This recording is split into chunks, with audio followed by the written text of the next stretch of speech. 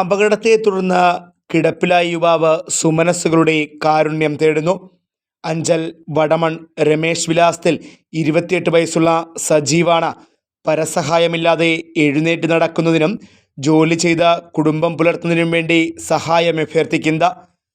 1.5 വർഷം മുമ്പാണ് സജീവിന് അപകടം സംഭവിച്ചത്. ജോലിക്കിടെ സജീവ 20 അടി ഉയരത്തിൽ നിന്നും കാൽവഴുതി താഴെ വീഴുകയായിരുന്നു.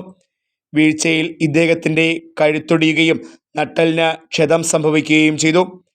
ഏകദേശം 6 മാസക്കാലം തിരുവനന്തപുരം മെഡിക്കൽ കോളേജ് ആശുപത്രിയിൽ ചികിത്സയിലായിരുന്നു സജീവ. നെഞ്ചിന് താഴോട്ടുള്ള ഭാഗം പൂർണ്ണമായും തളർന്ന അവസ്ഥയിലാണ്. എനിക്ക് 1.5 വർഷമായിട്ട് ഇങ്ങനെ കിടപ്പിലാണ്.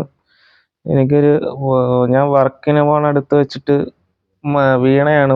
ഒരു 20 അടി ഉയരത്തിൽ നിന്ന് വീണ് അങ്ങനെ കഴുത്തൊടിഞ്ഞിട്ട് സ്പൈനൽ കോഡ് ഇഞ്ചറി സംഭവിച്ചു. കാലൊടിഞ്ഞ് ബോണ് ഒടിഞ്ഞതാണ്. അങ്ങനെ കഴുത്തിൽ 2 കമ്പിയുണ്ട്, കമ്പിയൊക്കെ ഇട്ടേക്കാണ്. പിന്നെ 1.5 വർഷമായിട്ട് തിരുവനന്തപുരം മെഡിക്കൽ കോളേജിലെ പുനലൂരത്തൊക്കെ ചികിത്സയിലാണ് മുന്നോട്ട് പോയിക്കൊണ്ടിരുന്നത്. പിന്നെ ഇപ്പം ഇവിടെ ആയുർവേദ ആശുപത്രിയിൽ അഡ്മിറ്റായി കിടക്കുക.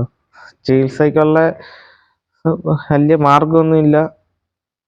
പൈസയ്ക്കായിരുന്നാലും ഒന്നിനും വലിയ മാർഗമൊന്നുമില്ല. പിന്നെ അച്ഛന് കൂലിപ്പണിയാണ്. വെളുപ്പിനൊക്കെ പോയി റബ്ബർ വെട്ടാണ്. വെളുപ്പിനെ വെട്ടിയിട്ടുമാണ് എന്നെ വന്ന് നോക്കണതും. പിന്നെ അച്ഛനും അനിയനും കൂടാണ് എന്നെ എടുത്തുകൊണ്ടുപോയി തടവാനും മറ്റും കൊണ്ടുപോണത്. എനിക്ക് 2 പേരുടെ സഹായം ഇല്ലാണ്ട് അങ്ങോട്ടും ഇങ്ങോട്ടും ചരിയാനോ നിവരാനോ ഒന്നും പറ്റൂല. ആകെ ബുദ്ധിമുട്ടും വിഷമത്തിലൊക്കെയാണ്. വേറെ മാർഗങ്ങളൊന്നുമില്ല. അച്ഛനെ മാത്രമുള്ള സഹായിക്കണം, അല്ല വേറെ മാർഗങ്ങളും കാര്യങ്ങളൊന്നും ഇല്ല. അതുകൊണ്ട് എല്ലാവരും സഹായിക്കണം, അല്ലാതെ മാർഗമൊന്നുമില്ല ഒന്നിനും. വിദഗ്ധ ചികിത്സ നേടാനുള്ള സാമ്പത്തികമില്ലാത്തതിനാൽ ദിനംപ്രതി ഇദ്ദേഹത്തിൻ്റെ ശാരീരിക സ്ഥിതിയും മോശമാകുകയാണ്. സജീവൻ്റെ ഏക വരുമാനത്തിലായിരുന്നു കുടുംബം കഴിഞ്ഞു വന്നത്. തുടർ ചികിത്സയ്ക്കോ മരുന്ന് വാങ്ങുവാനോ പണമില്ലാത്തതിനാൽ പലപ്പോഴും ചികിത്സ മുടങ്ങുകയാണെന്നും കുടുംബം പറയുന്നു.